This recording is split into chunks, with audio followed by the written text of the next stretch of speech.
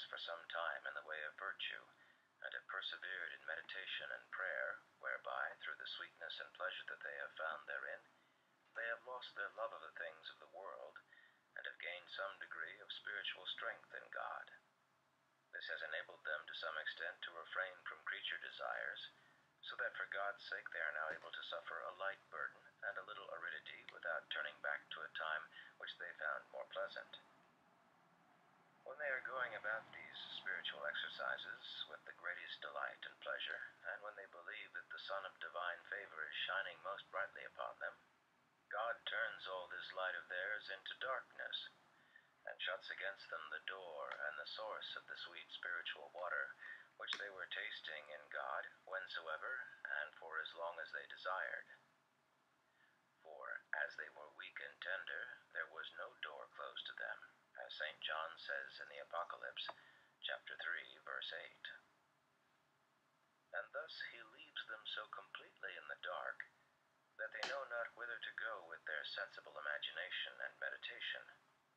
For they cannot advance a step in meditation, as they were wont to do aforetime, their inward senses being submerged in this night, and left with such dryness that not only do they experience no pleasure and consolation in the spiritual things and good exercises wherein they were wont to find their delights and pleasures, but instead, on the contrary, they find insipidity and bitterness in the said things.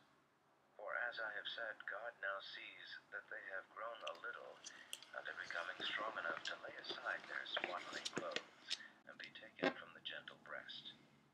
So he sets them down from his arms, and teaches them to walk on their own feet, which they feel to be very strange, for everything seems to be going wrong with them. These souls whom God is beginning to lead through these solitary places of the wilderness are like to the children of Israel, to whom in the wilderness God began to give food from heaven, containing within itself all sweetness, and, as is there said, it turned to the savor which each one of them desired. But withal the children of Israel felt the lack of the pleasures and delights of the flesh, and the onions which they had eaten aforetime in Egypt, the more so because their palate was accustomed to these, and took delight in them, rather than in the delicate sweetness of the angelic manna. And they wept and sighed for the flesh pots, even in the midst of the food of heaven. To such depths does the vileness of our desires descend, that it makes us to long for our own wretched food, and to be nauseated by the indescribable blessings of heaven, which contemplation is secret and hidden from the very person that experiences it, and ordinarily, together with the aridity and emptiness which it causes in the senses, it gives the soul an inclination and desire to be alone and in quietness, without being able to think of any particular thing, or having the desire to do so. If those souls to whom this comes to pass knew how to be quiet at this time, and troubled not about performing any kind of action, whether inward or outward, neither had any anxiety about doing anything, then they would delicately experience this inward refreshment in that ease and freedom from care. So delicate is this refreshment that ordinarily, if a man have desire or care to experience it, he experiences it not. For as I say, it does its work when the soul is most at ease and freest from care. It is like the air which, if one would close one's hand upon it, escapes. 7. In this sense we may understand that which the spouse said to the bride in the songs, namely, "Withdraw thine eyes from me, for they make me to soar aloft." For in such a way does God bring the soul into this state, and by so different a path does he lead it that, if it desires to work with its faculties, it hinders the work which God is doing in it, rather than aids it, whereas aforetime it was quite the contrary. The reason is that in this state of contemplation which the soul enters when it forsakes meditation for the state of the proficient, it is God who is now working in the soul. He binds its interior faculties, and allows it not to cling to the understanding, nor to have delight in the will, nor to reason with the memory.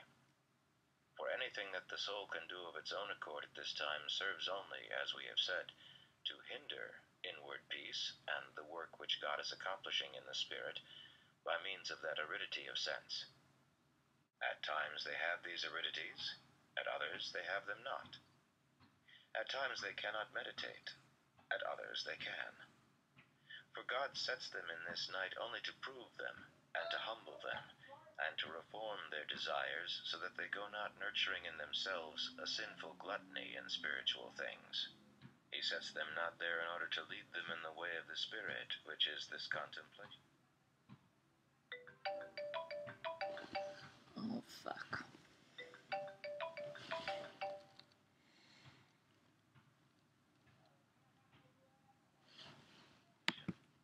For not all those who walk of set purpose in the way of the Spirit are brought by God to contemplation, nor even the half of them.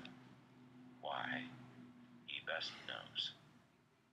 This effort they make not without great inward repugnance and unwillingness on the part of their soul, which was taking pleasure in being in that quietness and ease, instead of working with its faculties. So they have abandoned the one pursuit, yet draw no profit from the other. For, by seeking what is prompted by their own spirit, they lose the spirit of tranquility and peace which they had before, and thus they are like to one who abandons what he has done in order to do it over again, or to one who leaves a city only to re-enter it, or to one who is hunting and lets his prey go in order to hunt it once more. This is useless here, for the soul will gain nothing further by conducting itself in this way, as has been said, hindered from going farther by the great trouble which they take in advancing along the road of meditation and reasoning. Thus they fatigue and overwork their nature, imagining that they are failing through negligence or sin. But this trouble that they are taking is quite useless, for God is now leading them by another road, which is that of contemplation, and is very different from the first. For the one is of meditation and reasoning, and the other belongs neither to imagination nor yet to reasoning. The way in which they are to conduct themselves in this night of sense is to devote themselves not at all to reasoning and meditation, since this is not the time for it, but to allow the soul to remain in peace and quietness, although it may seem clear to them that they are doing nothing, and are wasting their time, and although it may appear to them that it is because of their weakness that they have no desire in that state to think of anything. The truth is that they will be doing quite sufficient if they have patience and persevere in prayer without making any effort. What they must do is merely to leave the soul free and disencumbered and at rest from all knowledge and thought, troubling not themselves in that state about what they shall think or meditate upon, but contenting themselves with merely a peaceful and loving attentiveness toward God, and in being without anxiety, without the ability, and without desire to have experience of him or to perceive him. For all these yearnings disquiet and distract the soul from the peaceful quiet and sweet ease of contemplation which is here granted to it. And thus, when the soul desires to remain in inward ease and peace, any operation and affection or attentions wherein it may then seek to indulge will distract it and disquiet it, and make it conscious of aridity and emptiness of sense. For the more a soul endeavors to find support in affection and knowledge, the more will it feel the lack of these, which cannot now be supplied to it upon that road. 6. Wherefore it behooves such a soul to pay no heed if the operations of its faculties become lost to it. It is rather to desire that this should happen quickly, for by not hindering the operation it grows so greatly within it that it desires God with yearning of love.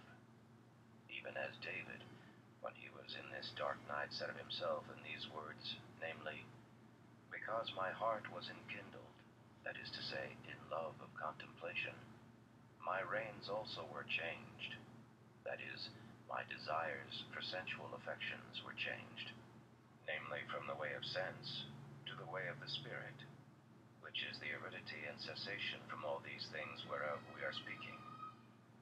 And I, he says, was dissolved in nothing and annihilated, and I knew not.